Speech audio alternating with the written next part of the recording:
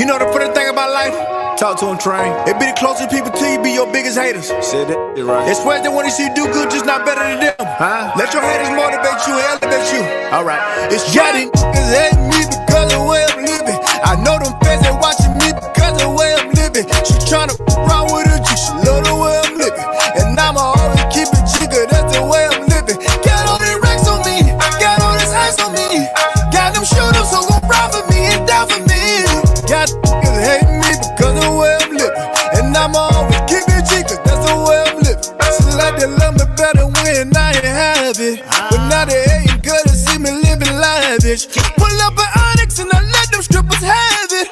I show my sometimes cause I ain't never had.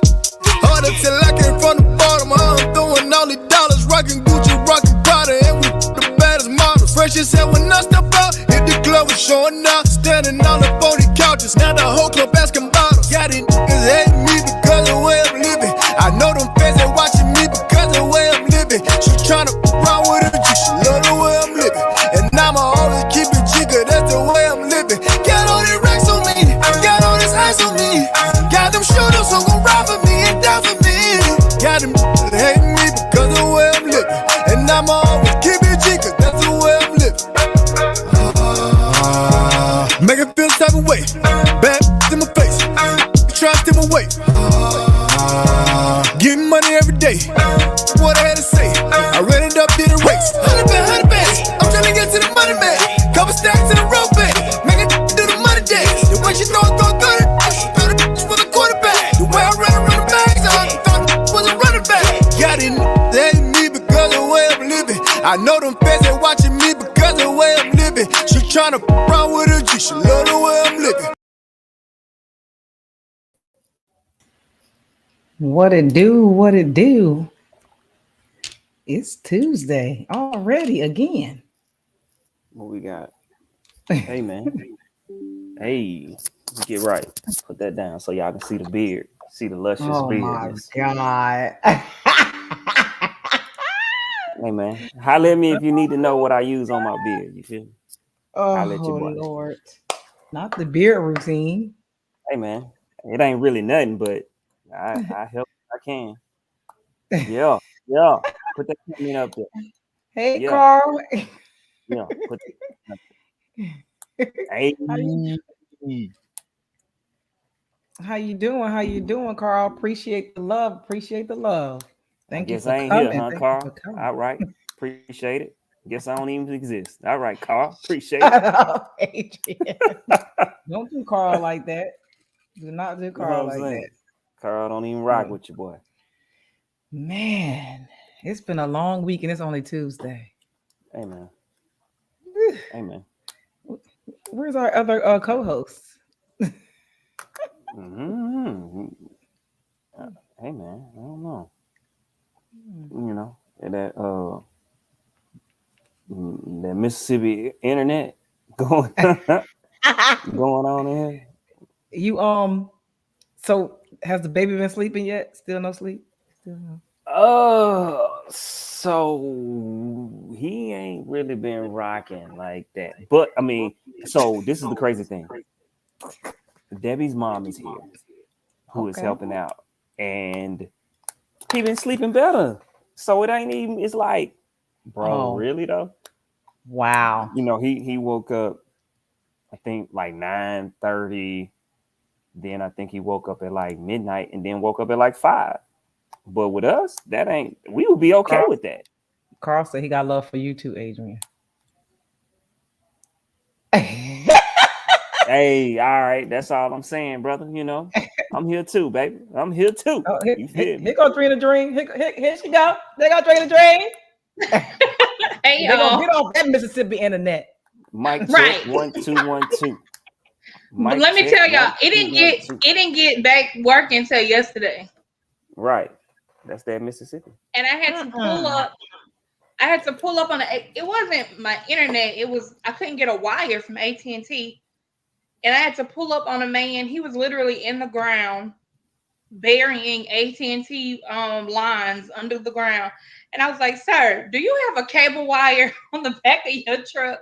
Because none of the ones I ordered will work. And he was like, "Oh, no, but I'll tell you where to go to get it." And that's where I went. And I was like, "Thank you, Mr. White Man. Wow. You all right with me?" That's crazy. Yeah. Heck no. Only in the sip, baby. Whew, Hey. child. But I can't I talk miss- about it because my future ex-husband from there. So I miss the country living. You know what I'm saying? I miss that country living. it's the I simple miss it. life. Hey, It is man, very simple.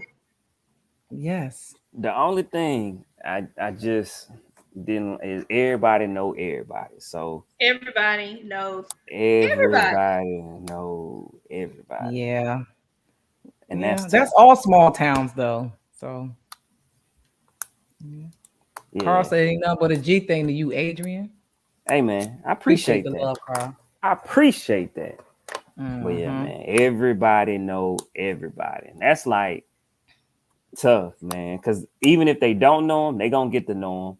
You know what I'm saying? Like, so if somebody happens to move there, everybody gonna get to know that person. So Oh yeah. it ain't gonna take long.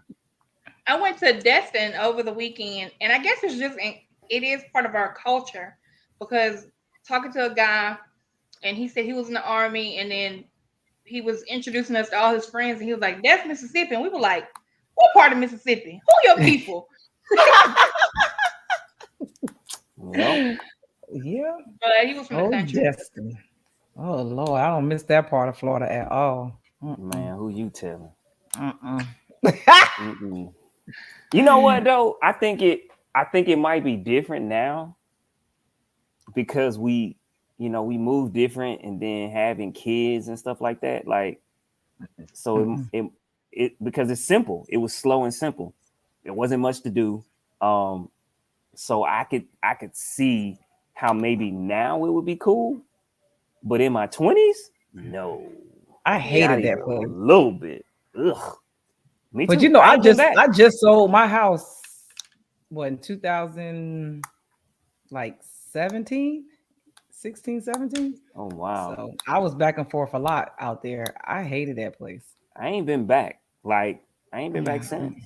I was like, nah, I'm good on this. The Yeah. Destin Yeah. is very much like tourist tourist takeover, and I can't tell Yeah. the difference between the tourists and like normally when I go somewhere I want to know like where the hood spots are or where like the people that are from there eat, but I feel like everybody there has migrated there, so nobody's like originally from there. Mm. So you don't really No. get those type of places. It's not really many people like that's from there that's there. Yeah. Typically something has brought them there. Yeah. Yeah. And you know what I'm saying? But yeah, Is your nah, I'm boy good. still down there? Does he still live there? He usually be in the comments. Darnell? Nah, he in Texas. Oh, okay. Okay. Yeah, he in Texas. Yeah. He We like just went to full-time. Crab Island. Yeah, because now it's like if I go to Florida, I'm going to Florida. I'm not going to Right. Lower Alabama. I'm going to Florida. That's exactly You know what I'm it is. LA, Lower Alabama, baby. I'm going to Florida. So yeah, I don't go to that part of Florida. I go to Florida. Once I sold my house, I was like, oh, thank God I never have to come back here again. Was it that bad? I hate I mean, that place. I think it may be a little different visiting, right? Because you're not staying there. You have to think we live there. Yeah. So it's different when you live there because at first it looks nice. You go see the beaches and everything. You're like, oh, but then when you realize just the atmosphere is Lower Alabama. Yeah. Everything's so spread apart. You like, ugh. Yeah. Did you ever go to Mayday Mm-mm. in Crestview? You never went to Mayday? I heard of it, It's but I like never went to it. I guess it's like the Freaknik of Crestview, kind of. Like everybody come there, have their cars souped up, and it's like a strip, and everybody walking around. They got all the vendors and stuff. It's super ghetto. And if I did go, that ought to tell you. I don't remember.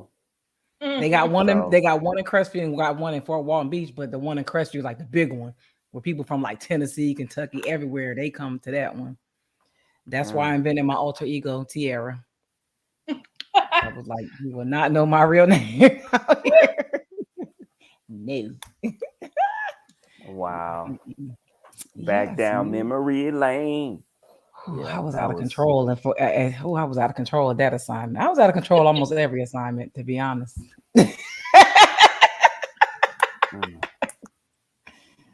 Yeah, that was a lot. Yeah, but for those who have just joined or first time joining, watching the show, if you're in here, first of all, share the live, subscribe to the channel, tell your people about the people about the channel. Tell the people about the channel. I actually tried to go in today to promote the channel, but Google Ads is acting up on me, so I can't even. I gave up. I'll try again. It was pissing me off.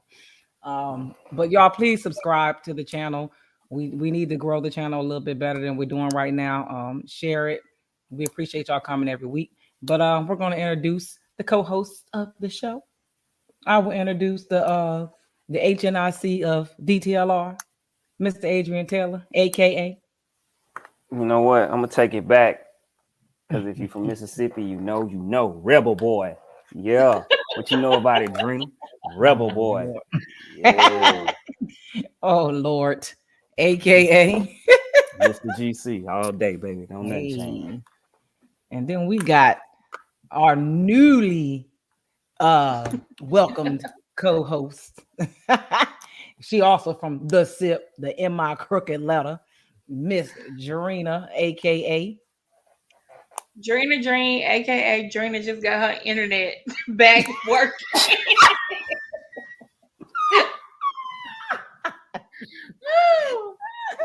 Oh my God. I can't with this internet. You know what? The damn internets. These white folks internet. That's what I call it. These white folk internet.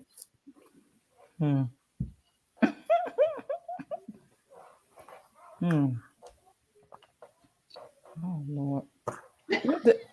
What was that?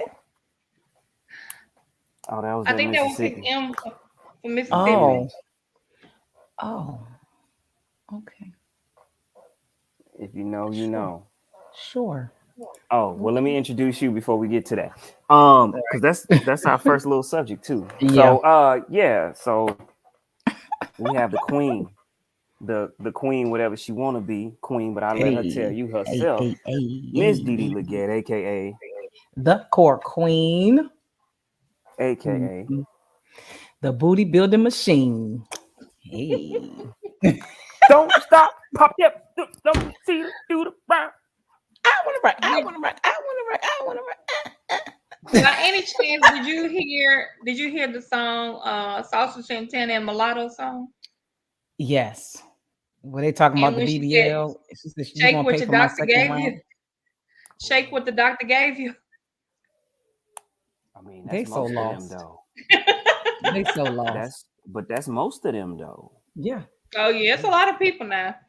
And the funny part be, I never heard it. They be dancing, like doing all this twerking and stuff, and then be clowning people with real booties because their booty don't move like a fake booty. I'm like, it's fake. Yeah, it's gonna move different. I have a friend. She went and she got hers done, and my cousin was like, "They didn't give you twerk lessons when they gave you that ass? Like, how you still don't know how to dance and they gave you that?" I'm so hey man, if over you it. ain't got it, you ain't got it. It's so All ridiculous. Day. And I got another AKA, David Banner's future ex-wife. Thank you. Oh yeah. Much. Speaking into existence. Yes, David Banner, yes. We're gonna get this clip to David Banner. Ooh, child, please. I'm gonna sit David Banner your page. Listen. Your boy said he gonna introduce me to him once he get around him again. So we gonna say Anthony Hamilton. Okay. I might pass out, child. Hey man, you know he back on his fitness, getting back right. You know what I'm saying? You see how he be trolling me? He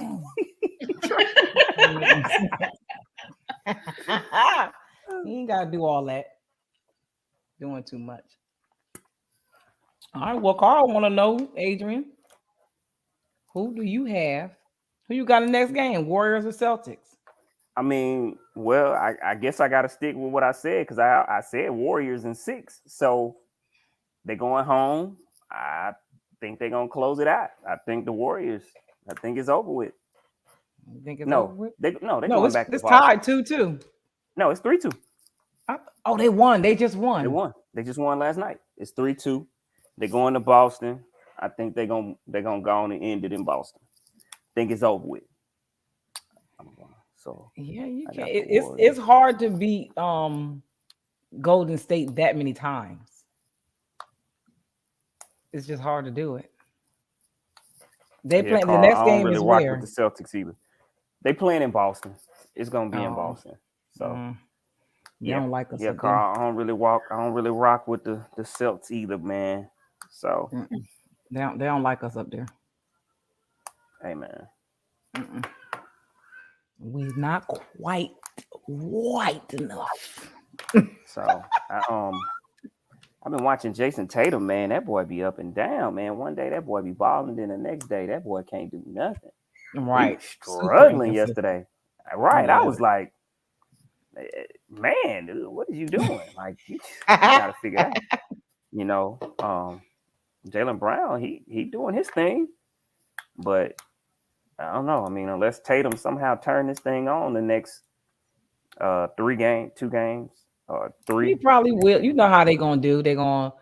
He gonna turn it on just so they can go to game 7, just so they can get more money. That's how I feel.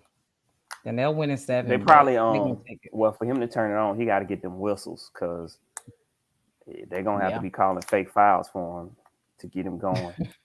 Because that boy, he's shooting air balls yesterday. I was like, dog, air ball. Yeah, it was horrible. But I said Warriors in 6. I'm sticking with it. Warriors in 6. So I feel like they're gonna go to Boston and get the game over with. Series over with.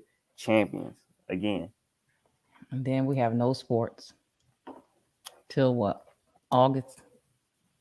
Pretty much. Yep. To August. I mean, you know, they'll have a lot of football news, signings and stuff like that.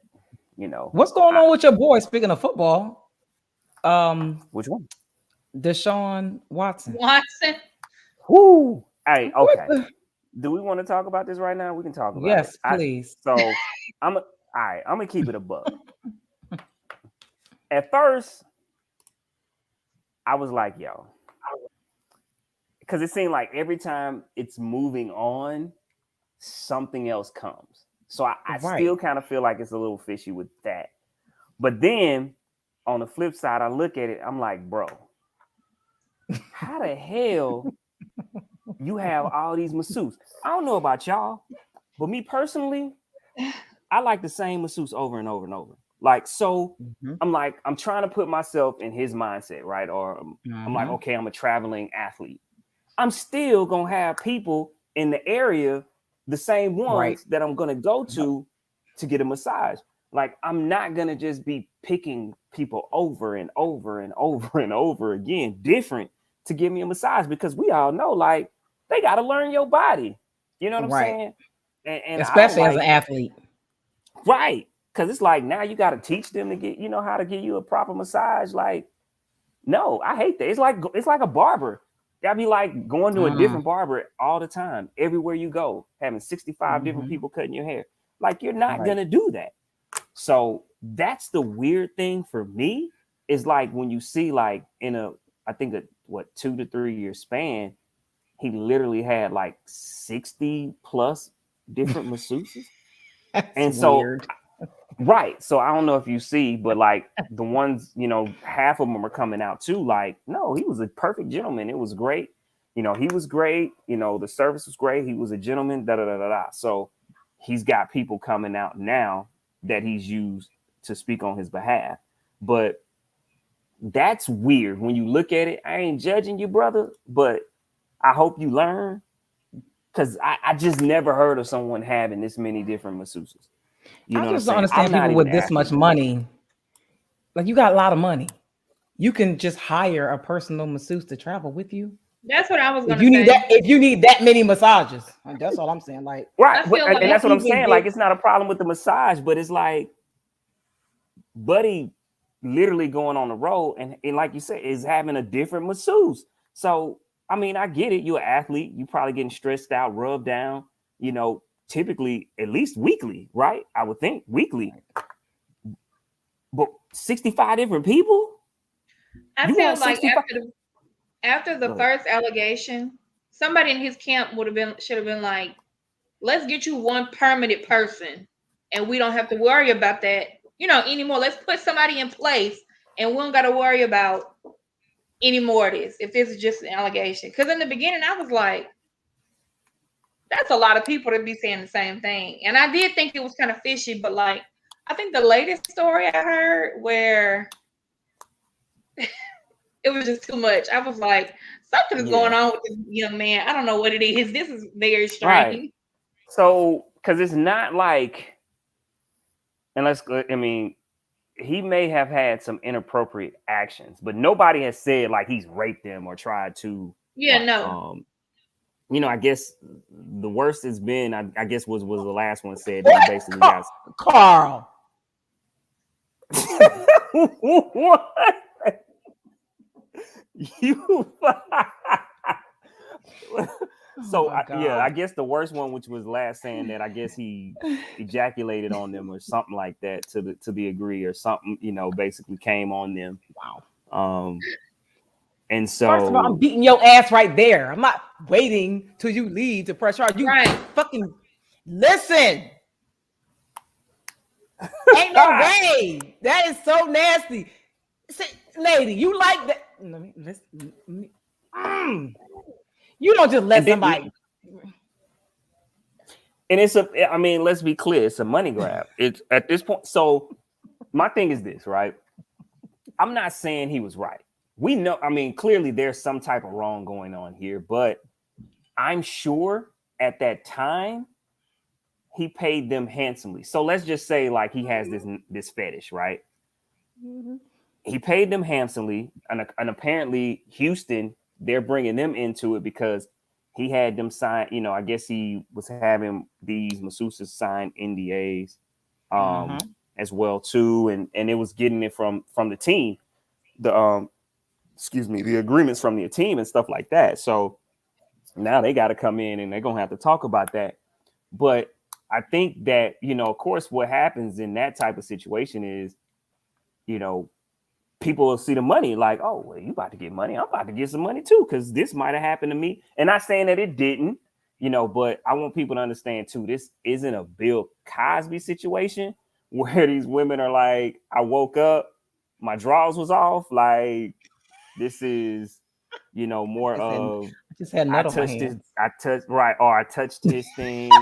He told me to go down lower and touch it. But not one woman has said like, like, oh, yeah, we had sex or he forced me to have sex or anything like that, which I'm surprised. And so that's why I say it's really a money grab. And it's his stupid fault. Like, bro, you better not have that. Like, bro, it's your fault. And then that's when you be trying to figure out, like, who with you? Like, who telling you this is okay? Like, to find women off Instagram, masseuses off Instagram and pay them. I guess he's trying to bless the community or something. I guess I feel like I don't know if it's because like you said, there are people you can pay to come and do. You can tell them up front exactly what you want them to do, and you can pay them to do it. So I don't know if it's like a power thing. I don't know, but you're right. Nobody has said that it was like he forced me to do anything, but it was just like something always inappropriate happened. Right.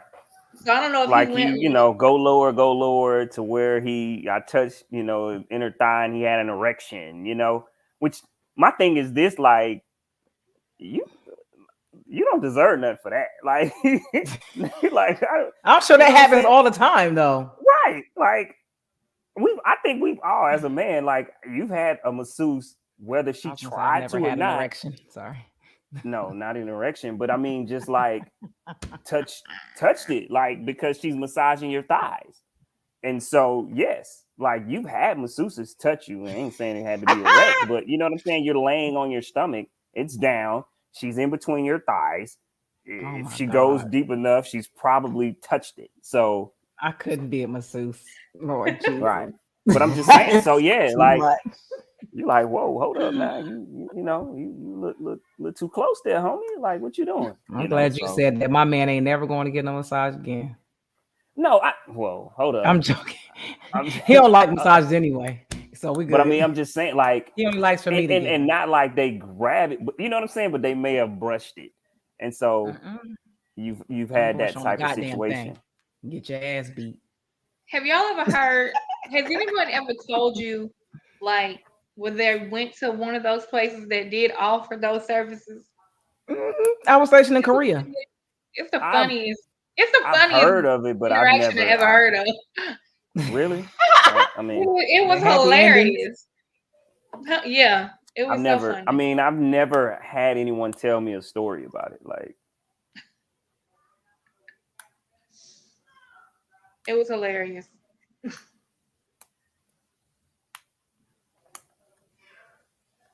I hear you, Carl. Hey, man. Well, I mean, it's just weird that they dropped the criminal lawsuit. Yeah, now it's civil, right? Yeah, it's all civil.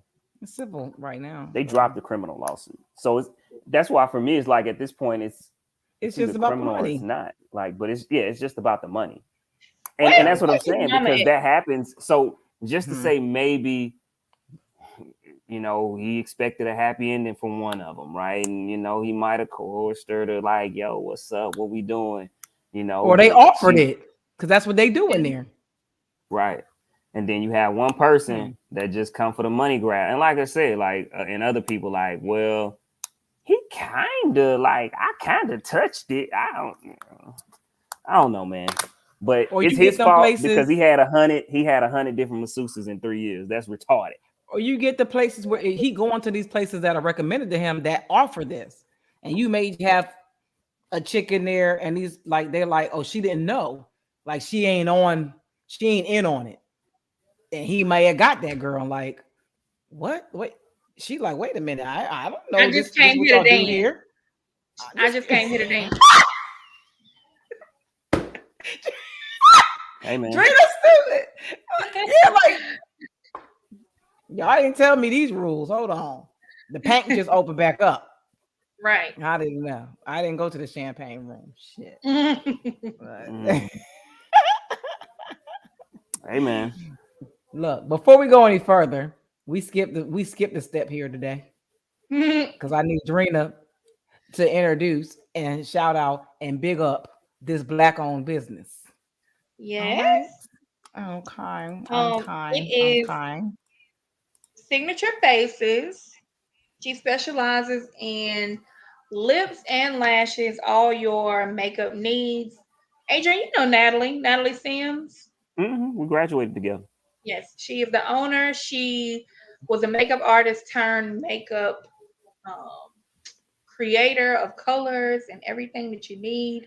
So much, she does so well that she was able to retire herself from being a makeup artist. So anytime I wear makeup, majority of the time it is her products that I'm wearing. They're quality products. I put them up against anything you can get out of Sephora. So yeah. All right. Okay. We'll put her IG in the private chat. I'll copy it and paste it and put it in the comments. Or you might be able to put it in the comments. You might be able to do it.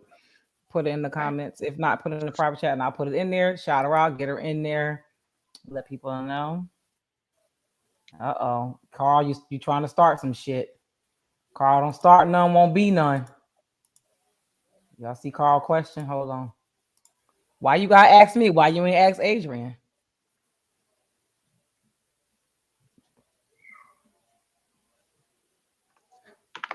Y'all ready for the next topic? So we're gonna go on to the next topic. So what y'all think about Young Thug and Gunna with these RICO charges and them them possibly getting convicted because of their rap lyrics? Um, How it's does it work? Does somebody how does this work? Because let me tell you, I've been rapping along. I don't know if somebody I know y'all are further up north, and a lot of people may not know the last Mr. Big, but I've been rapping Take That Shit to Trial for a long time. And I really be feeling those lyrics wholeheartedly. I really feel like I started selling dope back in 1986, but I was born in 1986. So how does this happen? Listen, I've been selling dope with Jeezy for a long time. Ain't sold a Right. goddamn Every thing. every day I'm I hustling. was with Every day I'm hustling. so. I think we're seeing a situation, right, where a lot of coincidence definitely happen now with rappers talking about different situations. And now cops are more privy to listening to the lyrics and be like, hold up, that's You how, hold up, you know what I'm saying? Like, that's how such and such murder that we was trying to figure out happened. Do tell us more. You You know told what on I'm saying? yourself and you told on me. Right. The cops is like, do tell more. It's like, wow. So I think that's part of it, right? And so which now cops are really listening to it, where it's like, okay, we're gonna start taking this stuff seriously. I mean, because also we see a lot of rappers are being killed. A lot of rappers, like, I mean, think about the rappers that's been killed probably over the last 5 to 6 years. It's been so many. Yeah. It's crazy. And so I think they're looking at that. And I think also, it's like, yo, we tired of this. Like, we tired of this. These rappers talking about being a menace to the community, and then you hear that they being a menace to the community. And they're controlling a lot of things that moving parts in the community. And it's like, okay, we got to get rid of this. And I think that that's what's happening. Young Thug is definitely being made an example out of. Him and his whole clique, like, they not playing. And you, like, people like, oh, Carl, before you even say it, like, this is a way for the white man to bring the black man down. They in Atlanta, the prosecutor, the shit, everybody coming at him black. So it's not the white people that's trying to press charges. It's black. That whole team is black. They're saying, nah, we changing this whole narrative. We taking our community back. So yeah, I think this is probably gonna open up some eyes, and gonna start changing. Some people gonna have to really change these lyrics. And it's time. It's time. Like, you can't sit here and talk about murder, murder, kill, kill, and think that it might not have any type of consequences or repercussion. Especially when you're graphic with it, right? Like, you naming the street. You, like, some rappers is so stupid. Like, they saying the whole situation that happened, and they just don't say the name. Like, they're saying the street, they saying everything, and you sitting here like, and once again, cops are starting to listen. Cops are listening to rap music now. It's like, oh, they telling on themselves. Yeah, let me keep listening. Because they so busy trying to chase clout, trying to look like they the big man on the block, trying to get all this street cred, and now you're dumbass in jail. Like, they just make no sense. The crazy part about Thug being in jail is that not too long ago, he just did a podcast with Wallow and Gilly, and Wallow just literally explained everything to them about how they use the lyrics against them, how going to jail, and like, he broke everything down, word for word, verbatim, about what was gonna happen, and they did the shit anyway. Yeah. It's like, and them RICO charges ain't nothing to play with. When you get them RICO charges, they've been, once you get RICO charges dropped on you, they've been investigating you for a minute. Yep. For a while. You don't just get RICO charges out of nowhere. Bye, Carl. Yeah, they've been watching them, the whole YSL family, all of them, but these like this generation is so it's like y'all don't have no type of discretion at all. Every single thing that they do, they got to post it. Everything. Yeah. They got to be live, and you got to post the location where I'm at right now, every time. Like, why? Nobody gonna know that you was. If you post it tomorrow, nobody's gonna know that it didn't happen today. Like, perception is reality. You don't have to show everything right this moment. Like, it's crazy. Both of them, Gunna and Thugger, both of them got their bond denied. So they both got to sit there till at least January. This is where we go back to money does not help every situation. Right. They got the money. Now they ass got to sit there. Look, tell them all the time, give me the money. Y'all can keep the fame. What? Hopefully they and I don't even think this ain't gonna do nothing, because what's wrong with this generation? None of them think this can happen to them. Oh yeah. Everybody thinks they're exempt from anything happening to them. It can't happen to me. Okay. Like y'all dying by the dozens. When we was growing up, or at least when I was growing up, the only rappers that I knew that like got killed was Biggie and Tupac. Like those were the two big. Now it's like a rapper every week. Yeah, it was. These kids ain't even living to be 25. Out, so even if or you die because of causes, right? And every here and there, someone got killed. You know what I'm saying? Easy, Big Pun. Because he just Heavy D, but these was medical issues, right? Yeah. And then you have here and there some get killed because Big L got killed, right? Dang, I can't even remember his story. As far as I'm talking about how he died, right? Exactly, but yeah, it was Mac unheard Dre of. got killed. Like, it was like he's it big was on the shocking, West, but yeah, shocking. It was super shocking. Now it's kind of like like mass shootings. It's like, dang, that's crazy. You know what I'm saying? We went from like, wow, this is crazy. Like, I can't believe it. Like, this is the work. Now it's like, dang, that sucked. All right, what we eat? You know what I'm saying? Like, we kind of getting numb to it. And I don't mean that disrespectfully. I'm just saying, like, we've getting numb to it because it's starting to happen so much. You know what I'm saying? And it's just like dang, man. All right, Carl. Definitely need to check that out. You definitely need to check that out. Yeah, it's just getting like these, but like I said a few times before, these kids they're not living to die old. They're not living to get old. They just living fast because they really believe that old is bad. So they don't really care about dying young. It's crazy. Crazy. Yeah, it's pretty sad, man. It's like, super sad. What? But yeah, you just seeing it, and it's just like in your mind, you just like, who next? You know what I'm saying? And unfortunately, what it does, it just adds to, like, think about all the people who were being funded under, whatever organization. So now, like, oh, we ain't making this money because we ain't been funded. So we're gonna turn to what we used to, which is robbing and stealing and snatching shit. It's only gonna get worse. It's gonna be a hot summer and a colder winter. Yep. Hey, man. Yes, indeed. That sucks. Well, we can go to our main topics, and before we move on, I should look. This is my fault.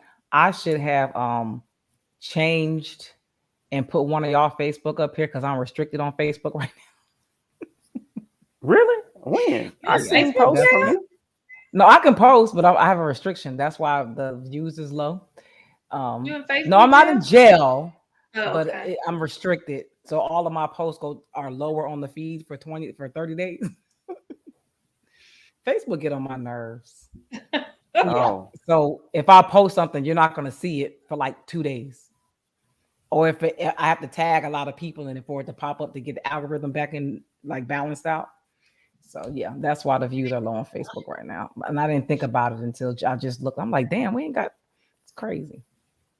And it's the dumbest. Facebook get on my nerves because somebody made a comment on the picture I posted of me and my son, and she was like, "Oh my God, he getting so big. What we gonna do with him?" I said, "Whoop him." Nah, I'm restricted. Facebook get on my nerves. Yeah, so it's pretty bad. But okay, we're gonna go to our first main topic. I think Adrian, I think you might have shared a video a couple of weeks ago, last week. So I pulled this topic out of it, and it was like, how does your upbringing affect your emotional intelligence as an adult? Because we see a lot of people operating as their like 12-year-old self in an adult body. They can't really process information. They don't have conflict resolution skills. Like it's just bad. They can't even formulate the way how to even navigate through a conversation or an argument with somebody without acting like how they acted when they were 12. So how does your upbringing factor into how you navigate those types of things and your emotional intelligence?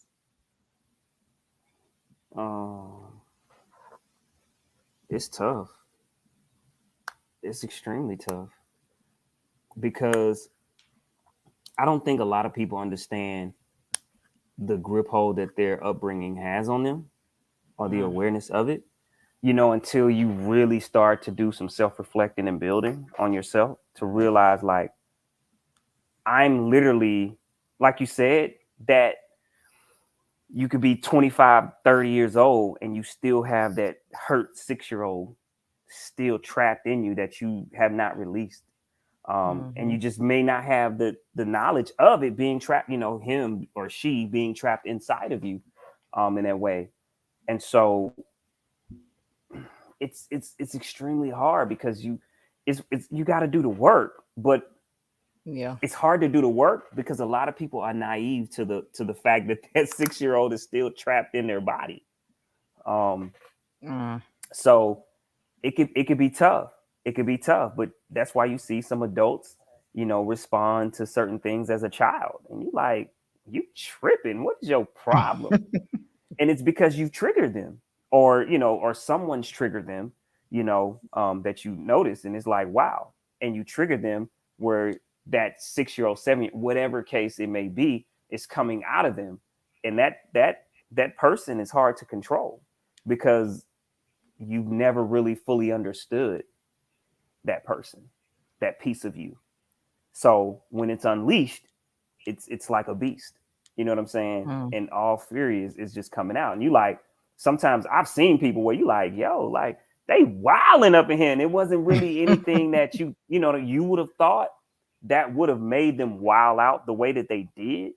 But yeah, you're triggered by certain things, and certain things can set that off, especially, you know what I'm saying, based off of the way you grew up. You grew up rough, and say you grew up fighting for the last piece of chicken, you know what I'm saying? And now you're in a situation as an adult where you having flashbacks of fighting for that last piece of chicken. So now you fighting, you know what I'm saying? Especially when we see people in McDonald's and all this craziness, people wilding out because their food wasn't hot enough. Oh, man, it just be crazy.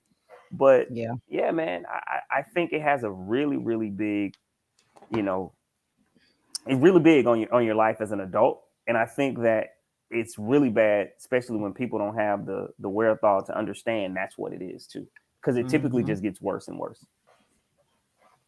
I think people don't realize.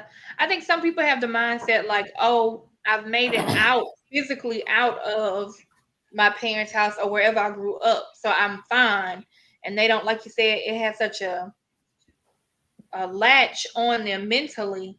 There was a lady today that was talking to me, and she was saying how, her and her husband are going through issues, and she said some of the things that bother her, like he let their child put stickers like all over the back of his window of his car, and like she was really, really bothered by it.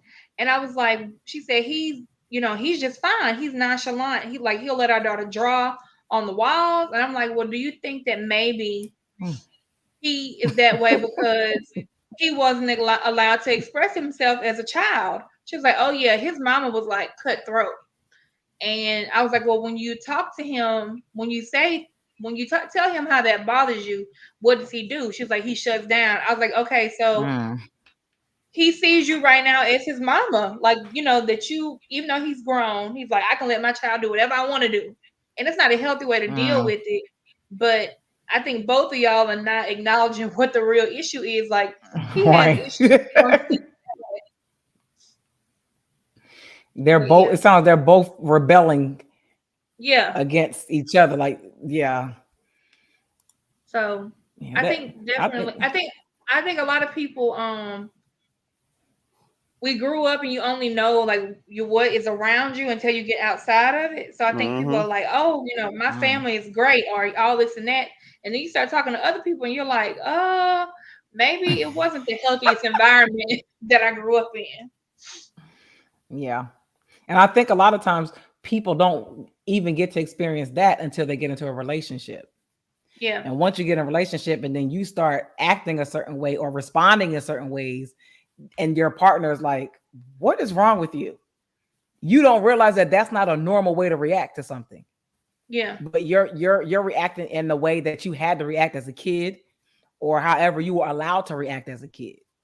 Right. And you don't have that emotional intelligence to figure out that, okay, this is not healthy. I can't hit you because I'm mad. That's not going to work. Yeah. We're not going to get too far if I keep acting like this. So being able to use your words and actually have a conversation with people in an adult manner, most people weren't allowed to express themselves that way because their parents shut them up. Right. Be quiet. Shut up before I give you something to cry about. Like being able to say things and express things in a way, you were just shut up. You were shut down. And you don't understand, why don't you open up? Why don't you talk? Why don't you say these things? I don't even know how to. I wasn't allowed to. Right. We were writing notes in the house. And that was done to you by people who said that they loved you and they cared about you. Mm-hmm. So you just became conditioned to be that way. And I mean, growing up, I think pretty much like in a Black household, it could be, you could say, oh, mama, we don't have no more eggs. You don't need to worry about what we ain't got. I know what we don't like. Okay. Like it could be the smallest thing that could get you in trouble. Mm-hmm. Right. And I think it was a lot of frustration. I kind of talked about this, but I look at how how some of the trouble I got in, and really felt like parents are frustrated. Like they may have had a rough day, and they brought their rough day home, and you got the brunt of that rough day. You know what I'm saying? So you happen to do something on that day that just really, set them off. Whereas, maybe such a better day, they ain't really tripping on it. And like, oh, that's them being them. But I really feel like was the issue of the previous generation. Us growing up as kids, is parents brought that frustration home and they beat us. You know what I'm saying? Yep. Like, and they never apologized for it. Like for going off, like never, like none of that. Even if where they get that, they got that from the slaves. That's slave mentality. Right, exactly. Well, think about it. Like you got in trouble. Like how often, if you got in trouble and they realized that they were wrong, that they was gonna sit you down and say, "Hey, I'm sorry. I overreacted. I was wrong." Mm-hmm. That's never gonna happen. It's gonna be like oh, let's go get something to eat, or hey, you want, you know what I'm saying? Like it would be like an avoidance. And I feel like what you'll see with a lot of people have that in them as well too. Like they avoid conflict because if they're wrong, they don't apologize. They just expect they do something and you're supposed to expect that everything's cool because now they're nice, or now they invite you somewhere, or you know what I'm saying, or they buy you something. We see that a lot, right? Instead of, you know what, I come into you, I'm so sorry, I did not know, and I just want to apologize. Like I never got that, you know what I'm saying, growing up. And it happened a few times, and it was just kind of like oh well, you know what I'm saying? Like, Vaughn, what do you mean? Do we think kids deal with their parents' behavior? Elaborate so we can answer, so we can respond to it. Because I think I believe like especially in Black households, like kids just were not allowed to express themselves. No. Like you just were not allowed to. I mean, just simple. If you breathed hard, like you were not allowed to have emotions or feelings or anything. No. It was just I said this and that's it. Right. I just got my butt whooped, and you like, if you don't stop crying, I'm gonna give you some more. Yep. Vaughn, Vaughn. That you know what? I think I had this conversation not too long ago about how our parents are raising us the way their parents raised them. But like, how is it that we aren't raising our kids the way that our parents raised us? Like, where was the empathy to be like, you know what? I don't want my children to feel what I felt, how my parents did me. I'm not doing that to my kids. So we got the brunt of how our parents were raised because of what they went through. Like, why would you inflict that on somebody else if you didn't like it? Yeah. It's just crazy.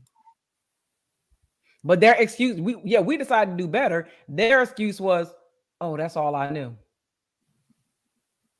That's all we knew too. Right. The worst thing, I can really count how many times I got like a whipping. But the last time I was 15 and I was about to say, you get on my nerves, and I only got to you get on. And by the time, and my mom was in the front of the house, I was in my room. I said, you get on. And before I could get to the next part, she was on top of me.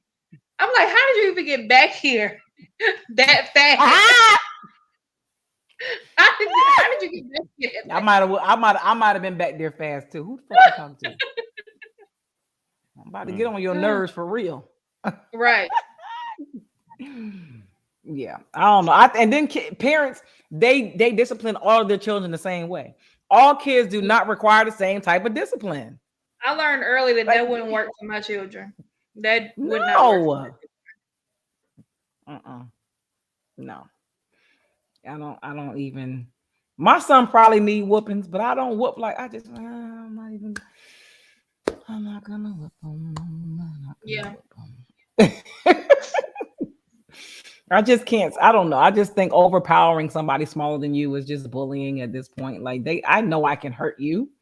If I take that PlayStation, though, if I take that PlayStation, that's gonna crush you. Yeah. Right. That's how I feel. I take that old tablet. Oh man, you're gonna be devastated. Yeah, they can't function. I'm gonna tell you something that's gonna crush you to the core. Whooping you now, you can go right back to doing what you like doing. No. I'll make you come sit next to me and watch my reality shows with me. Right. What I watch. Yeah. Come sit and watch what I watch. Come watch what I watch. Yeah. You feel like they feel like they torture it. They getting tortured, man. They hate it. Yep. Give me that phone. Come on, give me the phone. I remember being forced to watch them stories in the summertime. Oh my God. Grandma, when does it ever end? Does it ever go off? I feel like it's what's his name?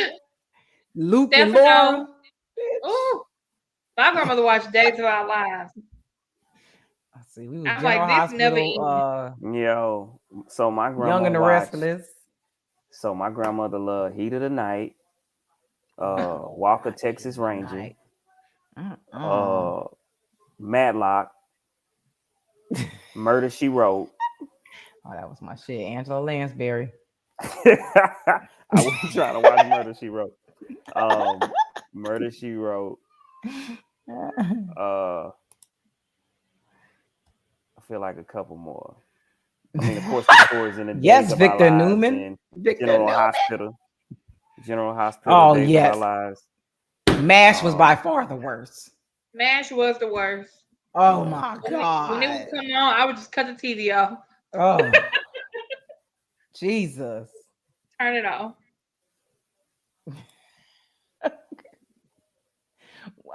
Daniel. I'm good on all that. Oh my God. Days of Our Lives, General Hospital. Yeah, I was good on all that. I'm sitting here like, nobody want to watch this stuff. He the I man. mean, Terrible. it There was, was real grandparents though. Them old people. baby. I've been here all summer, and we still ain't got to find out none of the questions on the story and none of the answers to the Oh storyline. my God. Look at that. Adrian. Oh You my know, he about to God. knock everything over. You gonna He say did hey? his first official Hey, debut. Oh my God, look at him. He is so cute. Oh, I'm stealing you. I am stealing you. You Tell him, don't be see? talking bad about you saying you don't sleep. You are so cute. Don't you need a little sister? Don't you Nope. need a little sister? Nope.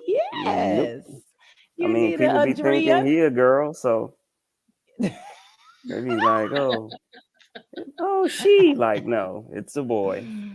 Oh, him is so cute. I love babies, especially ones I can give back. Especially right. ones you can give back. Say, Mhm. I'm chilling. He It's is a lot so going cute. on right here. He's the perfect mixture of you and Debbie. No! Oh, oh my God. Where's little Adrian? Mwah! I'm not even sure. he said he got stuff to do. Right. All right, so I pulled the clip for the next topic that Drena sent with Amy Schumer. So I'm going to try my best to play it because I want everybody to get the concept and the whole context before we have this conversation for the topic of the show. The topic of the show: why can't white women stay out of black women's business? Oh shit. So here I'm gonna share the clip. Let's see if it works. But you were talking about like, rappers and the aspirational sort of whatever. And I was thinking that I think it's the opposite for women, like, and for female comics. It's like, well, okay, I grew up loving Lil' Kim and it was like my pussy's the best and everything. But and so I have a little bit of that, But like Mobs Mabley or me, Can y'all Chelsea hear it? Handler, whatever, we're up there being like, I'm a drunk, I'm a fat whore, like, whatever. And I think women, like, you take yourself down, and like we go the other way with it so that to be accepted. But don't you think, I think there are women who are breaking the mold and not doing that. I don't think Tiff Haddish does that. Tiff is like, if you've seen her lately, she's like, this is what success looks like. Yes. This is not a costume. This is couture. But how is that going for her? I'm really asking this. I love Tiff. I love Tiff too. She's incredible. She's had a huge meteoric rise. I'm wondering if people are going to get pissed at her. So, yeah. What? So when I watched the entire interview. And when I first watched it, I was like, why did they just pull, her name like out of the hat like that? But it was Don Lemon that brought her up. But I feel like looking back, after we said, we would talk about this tonight, I didn't look into it, but if you think about it, Amy Schumer and Tiffany Haddish, somewhat had a similar rise to fame. Like I think they both went on Last Comic Standing or some type of show like that.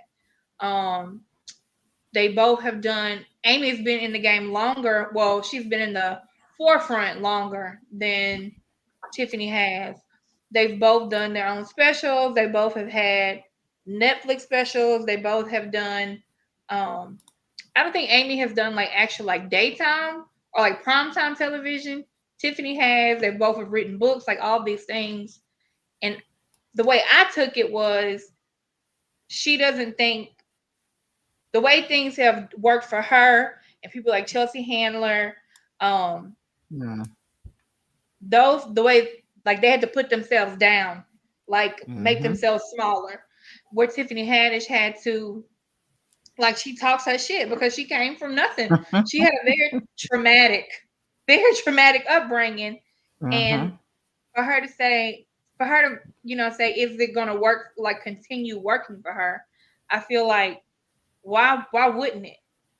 And I also feel like for a long time, and I'm not going to say it's completely done, but like in the Black community with Black women, we've always been like against each other so much that in the last maybe, I don't know, 5 years, I feel like there's been a push of like trying to support one another. And I feel like even though I don't love Tiffany Haddish and everything she does, I'm not going to say that that's not going to work because it's worked for her so far. And I feel like if she has to change, then she'll make that decision herself. But when I first saw it, I was like, why can't people just mind their business? It just made me so mad when I watched it. I have a question about Amy Schumer. Because and I'm asking genuinely because I don't know. Because there was a big uproar, last year, a few months ago, however long it was, between her, and I'm not saying between her, but the issue with Netflix and Monique. Oh, and Monique. Oh, did she have anything to say then about that? Did she? I don't know. I'm like, I don't remember if probably she came not out because her bag publicly wasn't and said her bag wasn't in jeopardy. Yeah. But Tiffany Haddish jeopardizes her bag. Because they're like on that same trajectory. So the problem is that Amy Schumer, like she said, her and people like her and her color scheme have had to go on stage and say, I'm a drunk fat bitch in order to elevate their careers. Tiffany Haddish has never had to do that. She never had to demean or degrade herself in order to elevate her career in the comedy space. And she's been able to elevate and rise to the occasion and get the same bag as her. So I think she feels a little threatened. Yeah. Because there's no way that you can say, how has that been working for her when it's been obviously working for her? Well, I think she's saying how is that continuously working for her? And I'm gonna kind of agree to an extent, meaning that Tiffany Haddish did take off, right? I mean, she was doing movies with, Kevin Hart. Let me address this and this right quick. Daniel, we wouldn't give a fuck if white women ignored us. We wouldn't care. Because I don't think about them at all. I don't think about them at all. Like the Kardashians, I wish people would stop reporting on them. I wish I didn't have to see anything from them the rest of my life. Don't care. But go. Sorry, but I had to address that. No. So I think, and this is what I kind of got out of it, was that, Tiffany, it was great. You're going different on what Black women care about white women. Anyway, so I'm sorry. Why are you going back and forth? I'm trying to figure out how you going back to differ about what Black women, we right here, Black women too, care about. Hey man, I don't know. But I want to hear Adrian's opinion. I want to hear. I'm sorry. So as I was saying, now I got to get my thoughts back together because Dee done interrupted me twice. I'm sorry, my bad. I'm gonna mute but myself. No, so I definitely feel like I'm taking it from a different perspective of what she's saying, and it's like, okay, she's took off, which we all know. Tiffany Haddish took off. You know what I'm saying? She's been grinding, and then like boom, it was up. She was up, and I think her point was like, Tiffany Haddish is like, yeah, I'm living a good life. I'm doing this, I'm doing that. And it's like, we know, especially for us, as you start to be successful and you talk that way, it can turn off people. Even though we know you got bread, but to show and talk about you got bread and you ain't a rapper, which is like, it's so funny to me, right? Like, and you're not a rapper and you talk like that, it's like, oh, they think they this, they think they that, they think they got this, like, shit. But her response, her comment wasn't a response to something. No, her basically saying like, is it still working for her? And my point is like, is she still? Do you still think she is hot as she was 3 years ago? I personally don't. I don't think like it's working on a trajectory of where she's like sustaining that meteoric rise. That's me personally. Because and also maybe that could just be some of her bodies of work. And it could Tiffany be COVID. Haddish is Yeah, Tiffany I was gonna say, I Haddish. think COVID. I compare Tiffany Haddish to Mike Epps. Mike Epps can be hilarious sometimes, and then other times it's trash. Like, I think and I Mike feel Epps is only funny in movies. he's me Yeah, too. Me too. He's extreme. So is Tiffany Haddish. She's extremely funny in movies, Oh, but their she's funny. stand-ups are they're hit or miss. Like you're like, oh, it was cool, or it's like horrible. Like Mike Epps, I don't know if y'all seen his last one. Huh? But does she I don't even do watch stand-up anymore? Yes, I don't know, because that's what I was gonna say. but she But I don't did think she one. do stand-up anymore. Yeah, she did one. It was on Netflix. But that was her like bringing maybe out a year ago. She was bringing out Yeah, other. now but she still I had don't think one she- too. Yeah, she had one after she ready. She had another one, and it was like she only had one that was really good, but she done had a couple. Yeah, And that's what I'm saying. I think she's focused on movies now, though, and TV shows because she did the thing with the kids. She don't need to do no stand up. Yeah, she's not good at stand up. shows. I went to see She's her in not. person. I was like, oh, Jesus. Yeah, Right. I don't- It's like Mike Epps. That's why I compare her to Mike Epps. Mike in movies, Mike Epps is the bomb. Like, But I think I liked him better than yeah. Friday. Absolutely. I like Friday. And the then second All Friday About the was the first one. Benjamins. Yeah, I love all that. But my issue was that Tiffany Haddish had one interview on the red carpet where somebody tried to play her. Yeah. She checked them, and now all of a sudden she's some bougie bitch. That ain't even her. She checked them because they tried to play her in that moment. She's never been that way. She's always talked about how she manifested her career while she was homeless, sleeping in her car, and she knew that she was going to be where she's at now. But that one moment on that red carpet where that interviewer tried to play her and thought she wasn't going to check her, now all of a sudden she's just boozy chick that's talking about how rich she is. No, stop playing with me. And they the want point, black too. women to just be. They want black women to just stay in their place all the time. She ain't staying in her place. I'm rich, and that's bitch, the whole and this point. shit's custom. And don't play with me. When it comes to especially sisters, like one wrong Yes, interview Vaughn, can set it you looks back. like a setup.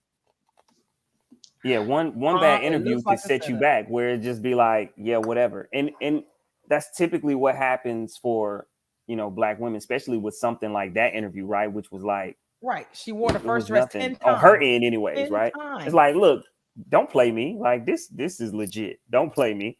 And I mean, but that's Tiffany Haddish too. Like, I mean, she's had other interviews where people have tried to play her, and she not the one to be played with. Like, she gonna check you. Like, you know what I'm saying? That's how she Because do. they wouldn't do it to a white comedian on the red carpet. They would never do that. Nope. But nobody said anything when she was joking and laughing about, no, I paid this much money for this dress and I'm gonna keep wearing it because it costs too much money. I'm not just wearing this one time. Right. That was cool. So my whole thing was, and where I said that, when I'm listening to her, it was like, this is exactly how they think about us. You guys as black women, you know what I'm saying? So it was like, if you portray or you talk about how much money you got, then it's a problem. That's what I was talking about, which was the issue, right? Where it's like, oh, well, she thinks she this, she thinks she that. Whereas like, not really, but that's the portrayal. And so that's why I want you to think I'm this and that. Fuck you. But that's why I was like, I don't really know if there's any lies being said because that's the portrayal. That's what people from think. Them. I understand what Adrian is saying, like as far as about money, because when you get too flashy. But as far as like hyping yourself up, but when it comes to hyping yourself up, nobody does that better than black women. Like we will hype up strangers on the street. Like, okay, I see you today. Like it could be Mr. Bill who worked down the hallway in accounting and he got on a new pair of shoes. You know, hype Mr. Bill up. Like it's just I don't know. I don't know. But where do these rules come from that people keep trying to put themselves in? Like I'm not going in your box. If I feel like being hyped up, nigga, I'm hyping myself up. I don't care if you don't like it.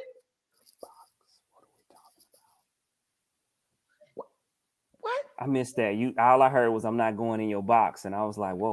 In the box, like in the constraints of a Yeah. box of. Okay, my Like bad. if That's what I was feel like I look good today and I got on something that I want to brag about, I'm going to brag about it. I don't care if you don't like it. I'm not here for the likes of you. I'm not going to be on my deathbed and be like, oh my God, the people didn't like that I said. I don't care. Like Black people have been so stricken with I need the approval of that we keep trying to convince ourselves that we have to be a certain way. We don't. Because the funny thing is, every time we tamper down something, they come and steal it and they hype it up. Yeah. Every time. But it's so funny because that just shows how great we are. Do you know how much intellectual property gets stole from us day in and day out? And we just continue to create. And who was I listening to? Somebody was just talking about this. Maybe this was on the Breakfast Club, and no, it wasn't. I don't know. I was listening to something. It was. Mm-hmm. I know what you're talking about. Yeah, yes, it was. And because it was the guy that made the movie. He was actually from England, and he was just talking about how special Black Americans were. Exactly right. But we continue to create. So it's just that we don't know how to take control of it. To the extent of basically running everything that we create. We sell it or give it to them, or they take it, which has or take it. That's been the problem right there. I don't have cable. Like everything I have is like streaming services, and so I very rarely watch commercials. But over the weekend, being in Destin, we were flipping through the channels, and it was like 2 different commercials where I heard somebody mention, "Oh, I'm living my best life." I'm like, they get this from Lil Duval? What? It was 2 different commercials that said that. They take everything. Every single thing. You see who trademarked Juneteenth? Oh yeah.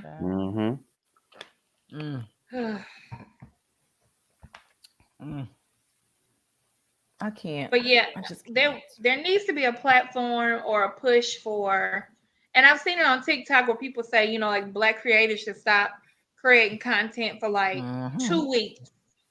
If if we don't put any content out, like what would they do? Down. It would shut down. It would literally shut down. Yeah. I think like right now, Yin Yang Twin Shake It Like a Salt Shake is trending. You should go see the people that's trending on that song on TikTok. It's like, where? Oh Lord. I thought they already got the copyright takes a while anyway, so it was blocked by somebody. I can't remember, but I read that it was blocked. Good. They weren't able. How are you even able to copyright that? That's crazy. I don't know. Well, now since we're talking about owning stuff, so Adrian had a great topic. He says, why do Black people always criticize Black celebrities like Tyler Perry, Jay-Z, Rihanna for not owning anything, saying that they're just the front? Do Black people lack the knowledge of how big? Oh Lord, didn't copy all the way through. It won't let me type all that. How big business actually works? Like, do they even understand the ins and outs of that? Which we know they don't. Not most people don't understand the ins and outs of how any business works, let alone big business on that scale with those types of celebrities. So Adrian, I'm gonna let you. So yeah, I'll tell you. So where this kind of started from, basically having discussion, group discussion, and people was like, yeah, Oprah don't own nothing, Tyler Perry don't own nothing, they just the front, and Rihanna don't own nothing. And I'm sitting here like, what are you talking about? I'm like, first off, especially when it comes to big businesses, yes, there are businesses where a family owns the whole entire business, right? We know that. Hopefully, eventually we get there. But most big businesses, you own a percentage, right? You own shares of the company, right? So not really sure how much shares, because I know Rihanna sold, shares of her company at a point, but she still owns the name, the likeness, right? So it's like that's what it's really about. She can pass down the name and likeness unless she sells that to to her family, because they're like, oh, we don't have nothing that we able to pass down. Tyler Perry is just the front man. First off, if people don't know, Tyler Perry owns the studios. So whether he's putting the movies out through such and such company, he owns Tyler Perry Studios. Right. So guess what happens there? Other people use Tyler Perry Studios outside of just Tyler Perry. It's just like going to Hollywood and using the Hollywood studios. Someone owns those, but they make different movies. People use them. And so it's like people that's so woke, right? They always want to be like, oh, these people don't own nothing. That's our problem. We just don't own. And it's like, no, bitch. And they don't own shit. You know what I'm saying? Like, I think that really showed, like, with the whole honeypot thing, when people were like all up in arms saying that she had sold the company, she didn't own it anymore. They don't. I think that it's just a lack of knowledge, and it's easy to read and research. It's easy to do, like watch a 15-second video that tells you how the honeypot sold out. But like once you really understand what she did in order to expand her brand and get it to more people, then you fully understand like that is a smart business move. So I think it's just like a lack of knowledge. But she said she hasn't even sold anything. Somebody made a fake video that got millions of views saying that she sold it, and it never happened. Right. And they haven't even taken the video down yet. And she's like, nobody's come to us at all for us to invest. To invest. The girl never the girl didn't take it down, didn't apologize, like nothing. So yeah. Yeah, and what people don't understand is like there are some people that build businesses and sell them, and build another business. That's their skill set, so they'll build a business, get it to where, it's in a good place, sell it for millions of dollars, invest into another business and do it all over again. Let's be clear, like to get to a Walmart, those type, like that's Ford, right? Walmart, Ford, those are generational businesses. You know what I'm saying? Like not only generational businesses, they started something. It's just hard to compete with somebody that has 60, 70, 80 years, on you. I mean, and we can go across the board, and that's part of it. So it's like, well, why don't we have our own Walmart? We did. It was called Black. It was on Black Wall Street. They burned it down. Okay, well, you took my little thunder. Thanks, Dee Dee. Sorry. Shit. She was triggered. They're gonna burn that motherfucker down too. You triggered her again. I was about to give a history. I was about to give a history lesson a little nicer than that. Try it again. But that's try it again. They're gonna burn it down again. So we've tried in the past. So it's hard now for you to expect, to start a business and in 5 or 6 years for it now to become Walmart, when Walmart has been Walmart for decades and decades and decades. That, that's just like I said with the Ford company, decades, and I mean, even when you look at Amazon, like people may think like, oh yeah, Amazon, last 5 years it's really grown, but it's like Amazon been around for a long time now. When you look at Google, you look at all of these things, it's like, where's our Amazon, our Google? Well, we need some time. You know what I'm saying? These things took time. We're not going to just be able to just bring this overnight. And sometimes I feel like in our community, people feel like because, you look at a Jay-Z or a Oprah or, all of these different people and say, well, they're billionaires. Why can't they do it? Well, they got their own things. Like they're not store, builders. You know what I'm saying? Like they're not. And they're under somebody's thumb too. they doing their own thing, you know, with TV and all of these other things, right? Where you got sports management, you got the music, you know, you got all these different things, right? And heck, we see with Jay-Z, he's still trying to get Reasonable Doubt. Like he trying to get the masters to that. He's still fighting for those types of things, you know. So Vaughn, I don't know if I agree with that. I don't care what if you try to elevate past any of these others, bro, they gonna shut it down. They're gonna get rid of you. They're gonna extinguish you. Money too long. It's too much history, too much generational stuff. They not letting you infiltrate that. Because if that was the case, then these folks, these billionaires, Jay-Z, all these other people, LeBron, all these other people that have this money, Rihanna, they would have already done this stuff.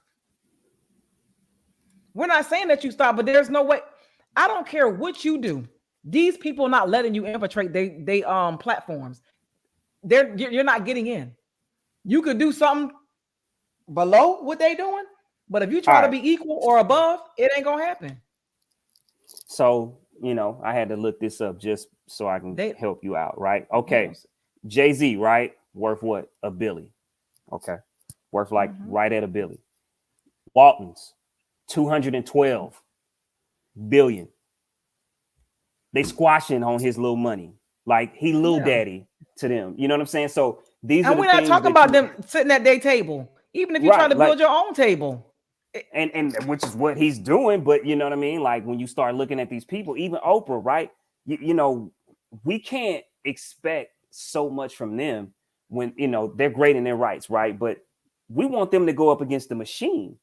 And we're talking about the machines that be worth 200, 300, 400, 500 billion. You know what I'm saying? Like, how they gonna go up against that? They can't. Even if they combine, they still can't. Like we don't even have the ability to come together to create something as an organized, functioning group of people to do anything. That we still are so freaking brainwashed that we think that doing business with family is a problem. Yeah. But you got the what? Like we can't even get that together. I was looking for a quote from Jay-Z. He did a interview with somebody, but he basically was saying that people fall in love with the end product. They don't even consider what it took to get to that. Listen.